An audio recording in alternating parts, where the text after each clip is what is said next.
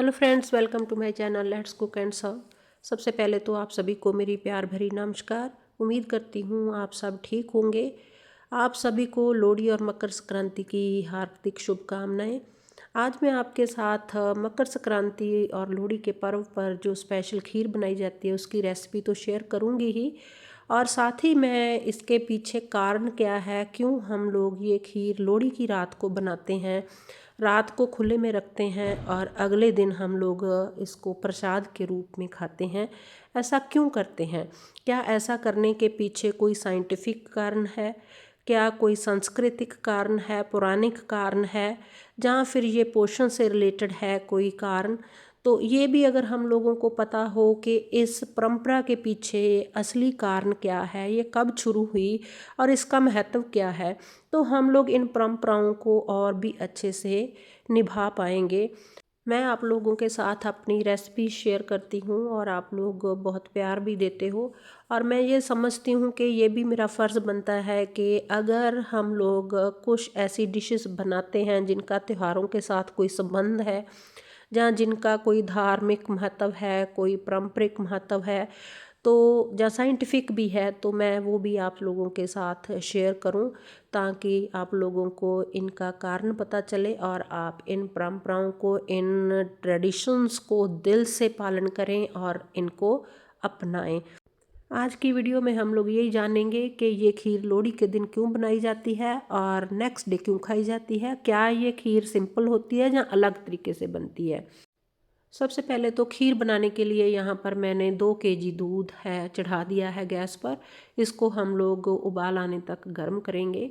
पहले मैं आपको ये बात क्लियर कर दूं कि ये जो खीर आजकल हम लोग बनाते हैं, जो पुराने समय में खीर बनाई जाती थी वो अलग तरीके से होती थी, ऐसे नहीं होती थी। वो कैसे होती थी वो आगे चल कर बताती हूँ। इस खीर को बनाने के लिए मैंने ये जो बासमती टोटा चावल होता है वो लिया है। ये छोटा होता है और ये ज़्यादा अच्छी बनती है इसकी खीर। इसको मैंने 4-5 बार अच्छी तरह से धो लिया है और अभी हम लोग इसमें थोड़ा सा पानी छोड़ देंगे ताकि जितनी देर में दूध में उबाल आ रहा है उतनी देर में ये चावल थोड़े से फूल जाएं। इधर हमारे दूध को उबाल भी आ गया है। मेरा उस टाइम हाथ बिज़ी था तो मैंने गैस को बंद कर दिया था। अभी हम लोग इसमें 4-5 इलायची के सीड्स निकाल कर डाल देंगे। वो मैं एज सच डाल रही हूँ, आप क्रश करके भी डाल सकते हो। और अभी इनको हम लोग मिक्स कर देंगे और मिक्स करने के बाद हम लोग इसमें हमारे धुले हुए राइस डाल देंगे। राइस डालने के बाद हम लोग इसको 25 मिनट तक ढककर पकाएंगे, बिल्कुल स्लो फ्लेम पर, छेड़ेंगे नहीं, बीच में डिस्टर्ब नहीं करेंगे और इसको पकने देंगे। पहली बात तो ये कि जब पुराने समय में खीर बनाई जाती थी वो ऐसे दूध और चावल की खीर नहीं बनती थी जैसे हम लोग आज बनाते हैं, क्योंकि हमारे बच्चे नहीं खाते, इन्होंने देखा नहीं है पुराना कल्चर, तो ये वो चीज़ें पसंद नहीं करते हैं। पुराने समय में जो खीर लोहड़ी की रात बनाई जाती थी वो चीनी से नहीं बनाई जाती थी, वो दूध और गन्ने के रस में बनाई जाती थी। इस वजह से वो शरीर को गर्माहट देती थी। अभी हम लोग इसके कारण की बात करेंगे। क्यों लोहड़ी वाली रात को खीर बनाई जाती है, पूरा रात उसको बाहर रखा जाता है और अगले दिन इसको खाया जाता है? इसके पीछे कारण क्या है? इसके पीछे धार्मिक कारण भी है और वैज्ञानिक कारण भी है और पारंपरिक कारण भी है, और कुछ हद तक इसके पीछे पौष्टिक कारण भी है। अभी 25 मिनट हो गए हैं, राइस हमारे बिल्कुल सॉफ्ट हो गए हैं और खीर की कंसिस्टेंसी सेट हो गई है। और यहाँ पर मैं स्वाद अनुसार चीनी डाल दूँगी। मैंने जितने चावल लिए थे उतनी ही मैंने चीनी डाली है। मैं बच्चों को ध्यान में रख कर बना रही हूँ खीर, तो उन्हीं के मुताबिक बना रही हूँ मैं। बिल्कुल सिंपल खीर बनाई है। वैसे तो आप कई तरह की खीर बना सकते हो, लेकिन मेरे बच्चे बिल्कुल सिंपल खीर खाते हैं तो मैं उसी हिसाब से बना रही हूँ।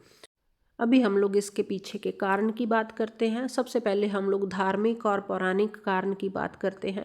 धर्म के अनुसार हमारी साल में 2 फसलें आती हैं। जब भी वो फसलें घर आती हैं हम लोग जश्न मनाते हैं, त्यौहार मनाते हैं और उन फसलों के हम लोग भोग भगवान को चढ़ाते हैं, उनका थैंक्स करते हैं। मेन हमारे पास रबी खरीफ होती है जो सर्दियों में आती है। रबी में इस टाइम जो मकर संक्रांति के टाइम पर फसल घर आती है तो वो है मेन मक्की, गन्ना और राइस, और हम लोग भगवान का शुक्रिया करते हैं, भोग लगाते हैं। और कणक जब आती है तो हम लोग बैसाखी मनाते हैं। तो इसी तरह से हम लोग भगवान का शुक्रिया अदा करते हैं। अब ये देखिए खीर हमारी बन गई है और इसकी कंसिस्टेंसी सेट है। इसको हम लोग एक बर्तन में निकाल लेंगे और फिर हम लोग इसमें ड्राई फ्रूट डालेंगे। और अभी दूसरे कारण की बात करते हैं। दूसरा कारण इसका वैज्ञानिक कारण है।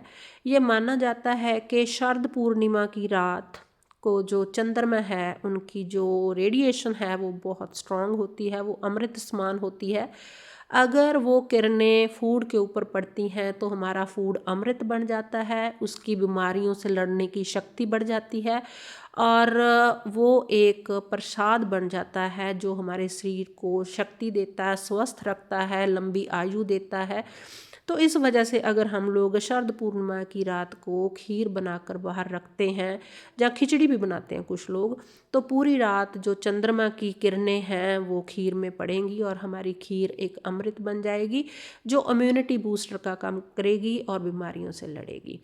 मीनवाइल मैंने खीर को एक बाउल में ट्रांसफ़र कर दिया, इसको गार्निश कर दिया ड्राई फ्रूट से। आप अपने मनपसंद ड्राई फ्रूट्स लगा सकते हो जो भी आपको पसंद होंगे। मैंने कांच के लिड वाला कंटेनर लिया है। अगर आपके पास कांच के लिड वाला कंटेनर नहीं है तो आप छन्नी भी रख सकते हो। तो हम लोग इसको ढक देंगे और इधर हमारी लोहड़ी की बोनफायर हमने लगा ली है। इसके ऊपर हम लोग तिल वगैरह डाल देंगे और हमारी लोहड़ी की पूजा कर लेंगे। पहले लोग एक कॉमन प्लेस पे इकट्ठे होते थे, वहाँ पे लोहड़ी लगाई जाती थी, लेकिन आजकल कल्चर चेंज हो गया है, घरों में ही लोग बोनफायर लगा लेते हैं। लोहड़ी की पूजा हो गई है। अभी हम लोग इस खीर को छत पर लेकर चलेंगे, वहाँ रख देंगे। उसके लिए मैंने इसको बंद कर लिया है अच्छे से और इसको रख लिया है एक बड़ी सी प्लेट में। और अभी हम लोग छत की तरफ चलेंगे और छत पे जाकर हम लोग इसको पूरी रात के लिए बाहर रख देंगे।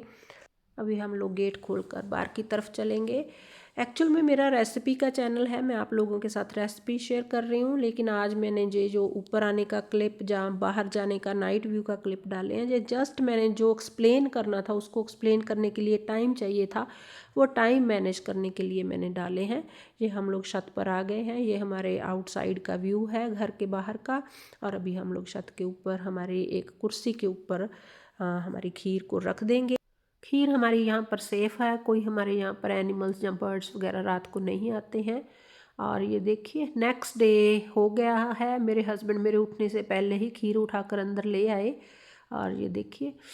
और अब ये बिल्कुल तैयार है। ये अमृत रूपी खीर हमारी प्रसाद के रूप में बंटने के लिए रेडी है। अभी हम लोग इसको सर्व कर देंगे। ये प्लेट में निकाल देती हूँ और हम लोग ब्रेकफास्ट में साथ ही सर्व कर देंगे।